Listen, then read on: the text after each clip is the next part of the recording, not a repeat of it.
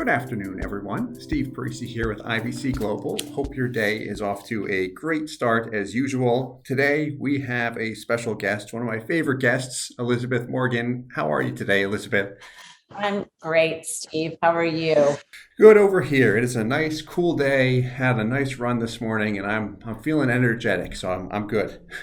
Good. Fantastic. Although I don't know that I've ever seen you not energetic. Oh, it definitely happens, but I appreciate that. Thanks. So, what I wanted to talk about today is something that we touched on in our first podcast. It's actually when we first connected, something you said that just stuck with me. I still recall it to this day, which is on the topic of working with financial services professionals, insurance agents, and from a client's perspective, what to look out for. And to be very specific around high cash value life insurance and the topic of agent compensation or commission, because it's a gray area a lot of times. It's difficult to get transparency around it. And you can definitely chime in on this point is so many people often get into a policy, this is what I see, thinking they have the best possible policy set up, everything sounded great, looked great, and then only to find out after the fact, wait a minute, I could have done it differently, but I found out if I did do it differently, the agent would have made 5 to 7 times less in compensation.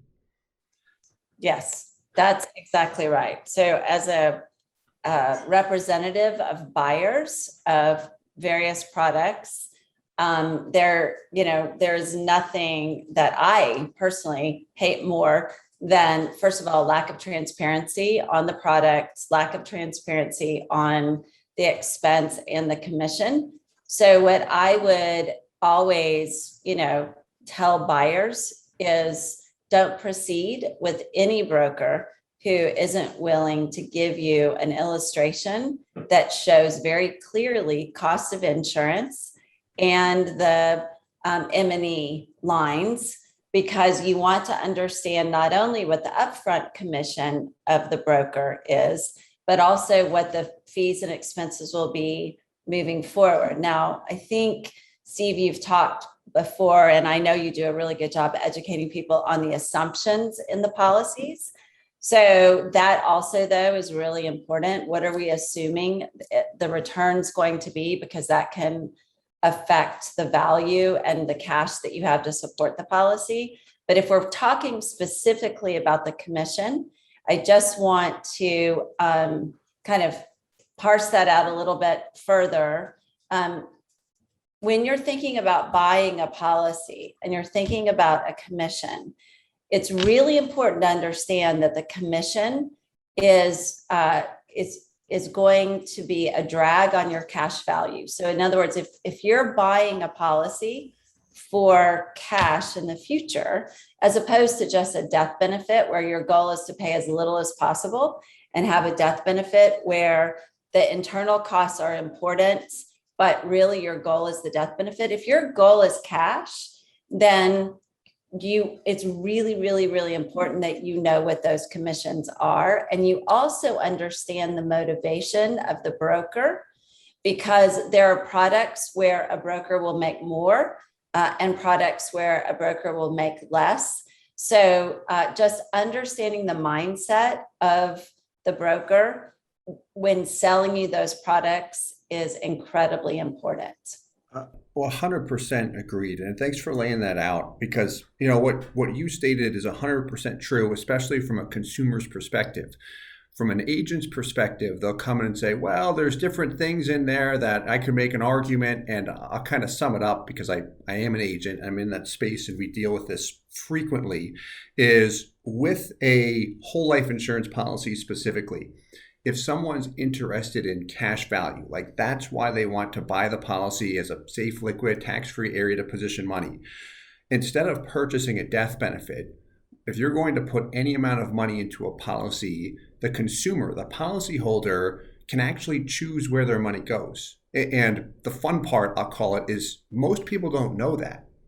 You can choose how much of that, if it's $1, for example, how much of that dollar goes toward the insurance premium, which first buys you life insurance, and nothing shows up in cash value. Typically in the first year, if it's a policy designed for long-term performance, you'll see it in the first and second year. that premium not showing up in cash value. However, you can also choose if money goes directly toward, I'll give you the technical term first, a PUA stands for paid up additions rider, which I'll refer to it as a cash dump in. I pay it in, shows up in cash value, compounding, I can access it. And that's really the key to growing that cash value as quickly as possible. And the thing is, when we take a life insurance policy, if someone says, hey, I want to pay in $10,000 like per year, that's how much I want to pay, I can direct it toward the premium, which doesn't show up in cash value and does generate a commission. The premium is the bulk of the compensation upfront and residually, or I can put it straight toward cash, PUAs, which does generate some commission, but it's minimal relative to the premium. Question so far, because I'm throwing a lot of technical topics out there. Right. Well, I just want to now come back Yep. and put a fine point on what you just said. Okay. So for the people who are listening to this podcast, there are two components usually in a high cash value whole life product. There's the premium, right, which pays for the insurance, and then there are these paid up cash additions. So when you're talking to a broker, the broker will want more in premium because the broker makes a larger commission on the premium than the broker makes on the paid up additions. So it's very important that you understand that. Now, if we were talking about a variable contract, it's a little bit different. But with regard to these types of contracts, the fact what Steve just said is almost like the magic sauce, or the secret sauce that brokers hope you don't fully understand, because they can skew more toward the premium and make a higher commission. Yeah, and it's confusing when you look at a life insurance ledger or illustration with everything going on too, because there's so many different terms for that PUA rider and premium. It's difficult if you're in the industry, let alone not in the industry. So what we'll do is really look at all insurance companies, but if someone wants to put money in, use that $10,000 example again, to say, all right, money can go toward premium or toward paid up additions. What are the IRS limits? Which has to do with the MEC limit on a policy. And that's very easy to set because the IRS looks really at my age, gender, and total amount of life insurance. So that we calculate. Some people want to dig in and understand it. Most say, is my MEC limit good? Yes. Okay, move on. And so that's the first limit, the IRS limit. But the second is the insurance company limit.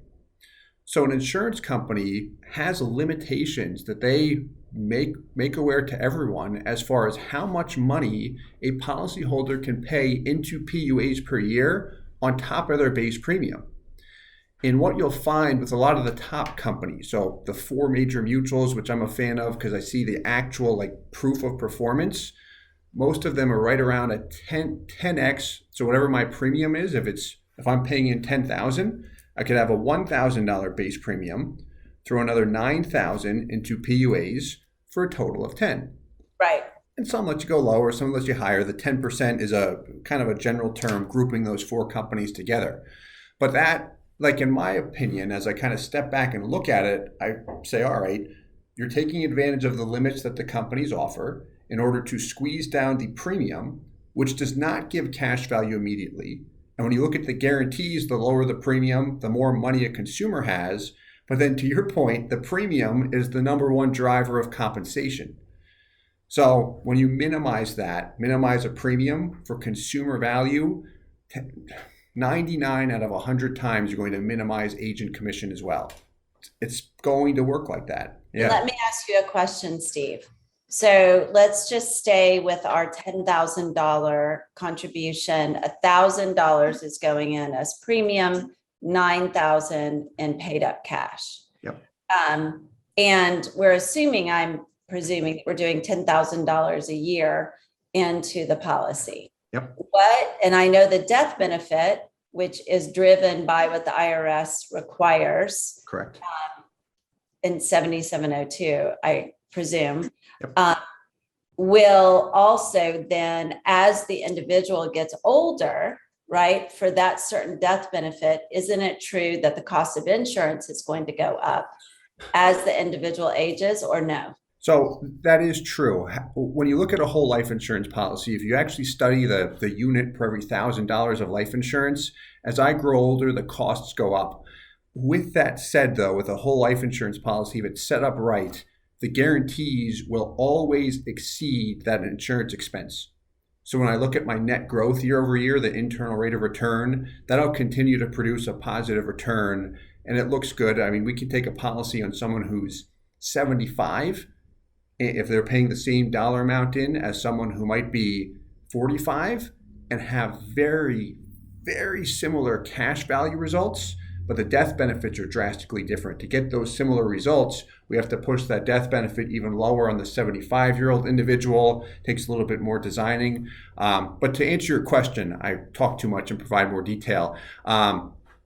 As you grow older, it is true that those internal expenses increase. However, you've got that contractual guarantee, and it's set where the guarantee will always outpace the insurance expenses. So if you don't mess it up, go too high on premium or something like that, you'll see everything. The guarantees continue to go up, and the non-guarantees look even better then. But that's looking at worst case first. Okay, so now carrying that forward, if I had a policy then that didn't have those guarantees built in, Right. wouldn't I then be at risk of the policy imploding because of the increase of costs if I haven't calculated that correctly? Correct. So that happens in two cases. With whole life, it doesn't happen that much. The only time it can really happen with a whole life product is it's usually a combination of the premium being too high because it's not showing up in cash value, so I'm slower out of the gates, but I've got a term rider attached that I, as the agent, neglect to remove. The policy's not properly funded, and that I'll use term riders in almost every policy design because it's a cheap way to raise the death benefit and MEC limit. But if you're not aware of what can happen as time passes, those costs gradually increase. Eventually, we reduce or chop those riders off. If you don't, that's where with a whole life policy, if those costs become too high, that additional rider charge can exceed the guaranteed costs and someone can get into trouble. That's with a whole life, and it is very rare. I mean, you have to just do a horrible job and just disappear for that to happen. Where that happens more frequently is typically with universal life type products, indexed universal life. You'll see it happen a lot because your guarantee is typically zero. And with the IUL, you've got great upside potential because you can tie it, link it to the S&P 500 index. The numbers look fantastic from a projection standpoint. But I tell you, every policy I've seen, actual performance, not projections, which is what everyone sells on, they implode often. Or they just underperform and the consumer is not happy. And it's to your point, the reason why is you have an increasing insurance expense that no matter what happens exceeds the guarantees. So you carry an additional layer of risk there with some more upside potential, but you got to be aware of that as a consumer before you put a ton of money into it or any amount of money. So, but to go back to the whole life, yes, with the term rider, you and I were talking earlier today about a client of mine who was relying on a policy, right? A mutual company policy with a good bit of cash. And then we found out yesterday that the policy is no longer in existence. So I know you're going to take a look at it for us, but your guess is that the agent didn't remove the term rider. That's definitely a possibility. One other thing that could be the case is depending what the premium is, if he's not paying into it anymore, or if any policyholder is not paying into it anymore, and they have a premium due, and they say, I don't want to pay it, you can elect to go reduced paid up. And what that means, you chop the premium off, it's no longer due, and all dividends and interest are kicked back into cash value. Right. If you don't go reduced paid up, what happens is dividends and interest are first taken from the policy to pay the premium, and then anything left over is kicked back into value, cash value, and then your death benefit grows. If the base premium is higher than the paid out dividend, what'll happen is early on that cash value will grow, but if you let that run for a long period of time, and especially if you let it run based on the guarantees, you'll see those values go down because that base premium can exceed the guaranteed rate. So that could be another reason. So that'd be something I would kind of analyze too, just in taking a glance. But those would be the reasons why it could go south with a whole life product, assuming he had no loans or anything outstanding. Good. So now let me ask the next question. The way that I think in my brain is layering on various changes to the theme. So if I had had a policy, so let's take our $10,000 a year policy. So we were putting $9,000 a year in just paid up additions, Yep. right? Would it be possible ever? Well, let me ask the first question. Let's say there's the death of the insured. Those paid up additions go away, correct? They don't come out as additional death benefit. The death benefit is all you get, or do you also get the cash from the paid up addition? I enjoy that question. We get it a lot. So when you die, on paper, we receive the death benefit. Whatever the death benefit is on our in-force illustration, our statement, that's what's paid out to our beneficiaries. However, I'm going to add that, is if you dump $9,000 into paid up additions, which I do it for cash value, depending on my age, that'll purchase me, call it another $25,000 to $30,000 in paid up additional death benefit added to my original face amount. So what happens is, as I'm stuffing the cash value, I'm doing it for cash value, but my death benefit's increasing with it. So on paper, if I've got $500,000 in cash value and my death benefit's $1.5 million, I die, the 1.5 on paper is paid out.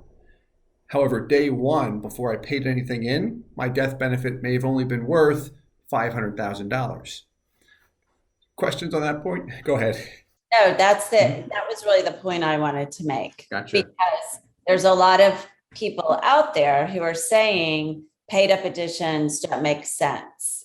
You lose them. And so it's really important, I think, for us to talk about this in terms of structuring, given what's coming down the road, I think, in terms of income tax rates increasing. So I have a next question that I want to ask you. Let's assume that somebody has the same policy, $10,000 a year. They've paid $9,000 a year in as cash. The death benefit has gone up, right? Now they borrow against that cash from an outside lender. All right. So they are arbitraging the cash that's in the policy with a loan. I can tell you, as a lawyer who represents some of these lenders, they love high cash value insurance. It's the favorite asset. And my advice to my banks has been, watch out for what's going on in the real estate market and start spreading that risk in terms of what it is you're lending against. And the banks have, all of the banks have, the regulatory bodies look at, how much risk they have in various markets. So the arbitrage makes sense for the lender and from the borrower. So let's now talk about what it would look like on death. Because that, I will tell you that this whole loan issue and what happens, that becomes almost overwhelming. Yeah. Now, on the one side, in a variable or universal product, if you borrow from the policy, you're borrowing from yourself, which is very different than in a whole life product where it really doesn't make sense to do that. So you would have an outside lender. So just to be clear, if we were talking about a loan inside a universal product, that's very different from an external loan with a secured interest in a bank. So let's now talk about, what if we had a product with this high cash value and an outstanding loan? Why don't you describe what would happen at the death of the insured? Definitely. Starting with the outstanding loan with the whole life policy and then transition into the collateral. Sure. So if I have a policy where I have a $1 million death benefit I'm going to simplify this and have $100,000 in cash value, and I'm paying 10K per year, whatever. If I, of my 100,000, say I want to take a loan out of $50,000, what'll happen is I borrow that 50,000 out. The insurance company is going to collateralize my death benefit dollar for dollar. So meaning if I had 1 million, now it's 950. If I die the next day, 950 is paid out to my beneficiaries. Now, in respect to Steve, will the insurance company pay the bank directly, or will the insurance company pay the beneficiaries and then it's their debt? Gotcha. So in that case, if it's a collateral loan, there is a collateral assignment on the policy where the bank needs to recover their cash first. So they're going to have an assignment of it's $50,000. They're going to get paid $50,000, and the rest would go to the beneficiaries. Mm-hmm. Good. Okay. Yeah.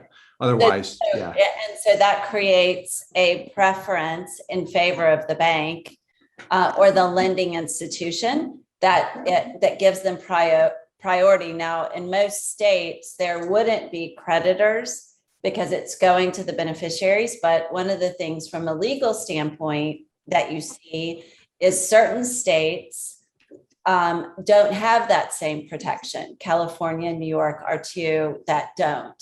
But so you can see why, to your listeners, banks love this because they know that they will be paid. Now, it is a little creepy that a bank has an interest in you dying, but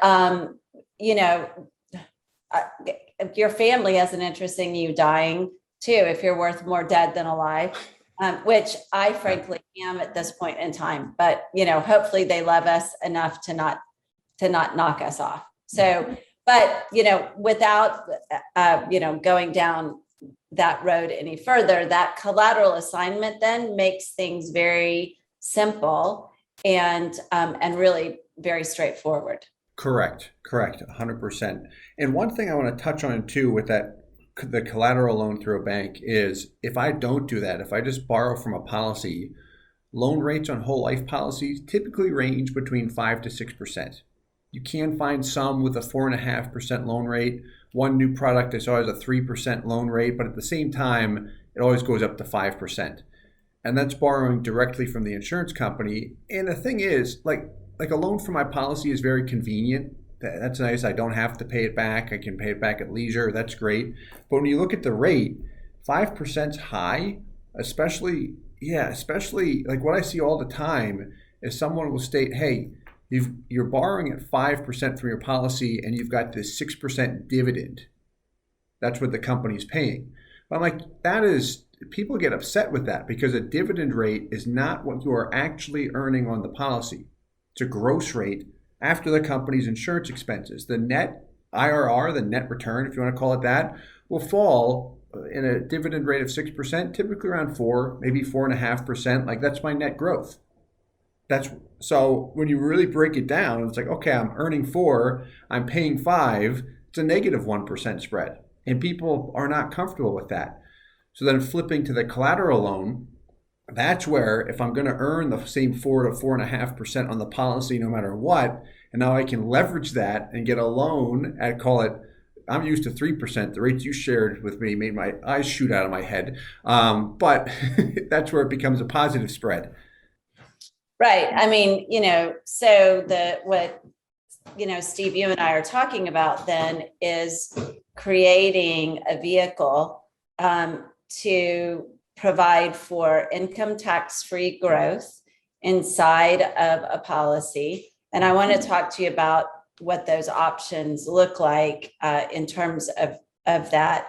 And the ability to borrow. Steve was mentioning 3. What I would say is I want 2% or less on the policies, and there are lenders who will lend at those rates. So the arbitrage is really fantastic because if you are earning inside of the policy, 4.5%, and you're borrowing at 2, that looks very different than an actual negative return. Yeah, big time.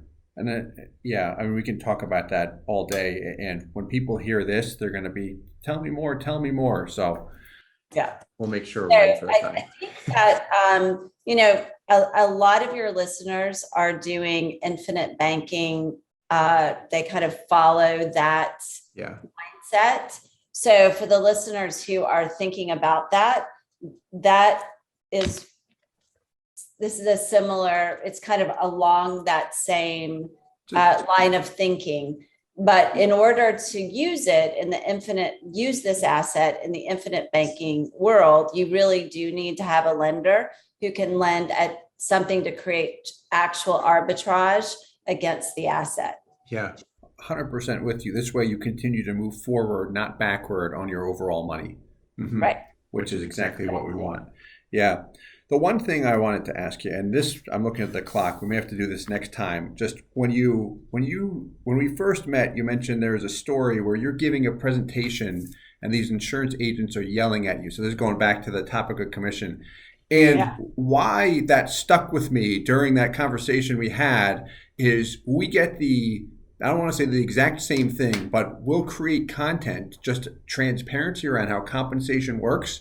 And when I post a video on that, the amount of agents that post on that, like, you and your perfect policies, you guys, and they're like all this hate. I'm like, what are you doing, man? Like, we're just transparent here. But Exactly. I mean, that story I told you was because I was years ago really advocating these high cash value products. And with either this kind of reduced amount of premium, and it did reduce the commission, or a high cash value variable contract where the commission comes out as a trail. Yeah. And of course the peddlers of retail products don't like that. And there's an old saying that someone I like very much, a pastor friend of mine uses when he teaches, and he says, when you throw a rock into a pack of dogs, the one who screams loudest is the one who was hit. And I love that, because that's really exactly what happens. So to the other agents out there, I'm not calling you a pack of dogs, but what I am saying is, if you find yourself being really upset about what someone is saying, it may be because it's hitting you where it hurts you most, which is the pocketbook. And while you are absolutely entitled to make a good living, the reality is that if you're a high cash value purchaser, you have a right to demand more of a wholesale type of product. And the other message that I have to agents is, to the extent that you care about your client more than you care about yourself, the money will come because people will trust you. Because that's the other thing, agents, those of you who are having trouble selling product or policies, and a lot of you I've talked to you over the years, the reason is that your clients don't trust you. So insurance is a wonderful product. It should sell itself, and it will. If you don't put the money first, you put your customer or your client first, and you're transparent, it will absolutely sell itself. Yeah, I can't add anything to that. I had something I was going to say, but that was beautiful. Thank you. No, it's the truth. I mean, I try and communicate that message, especially to people that we work with before. We've had to part ways with agents because, like, shouldn't we take a little more for ourselves? I'm like, no, because it's their money, not yours at the end of the day. It'll come, just do the right thing. But yeah, no, thanks so much for going into that. No, we're out of time. I really appreciate you always taking the time. Love having you on these podcasts. The value, I do want to add this, for anyone just looking to understand if you're being presented a whole life policy or any type of strategy. Like, I work with Elizabeth and her firm, and they are very transparent, and they understand different products, strategies, investments, things I don't know anything about, but they're very good at it, and they serve as that independent third party where they can give you advice, and they're not incentivized by any type of sale. Like, we have no financial relationship incentive, nothing like that. So I do appreciate that personally as a consumer, but just for anyone listening that is thinking or wondering about that, you will get that service with her and any of your associates. They're all great. The ones I've worked with, I like them all. Thank you. Our goal, yep, that's hopefully they will always all be that way. So anyway, Steve, thank you so much. I really enjoy our relationship and the opportunity to talk about these issues and provide an educational platform for people who are trying to understand how all of this works. So thank you. Yeah, thank you. Appreciate it. And until next time, we'll talk to you soon. All right. Bye-bye. Thank you so much. Bye. Hey guys, Steve Parisi here. If you enjoyed the content you just saw, please subscribe, like, and hit the notification bell for future videos. If you'd like more information or to see some custom policies for yourself, feel free to call or email our offices at the contact information below.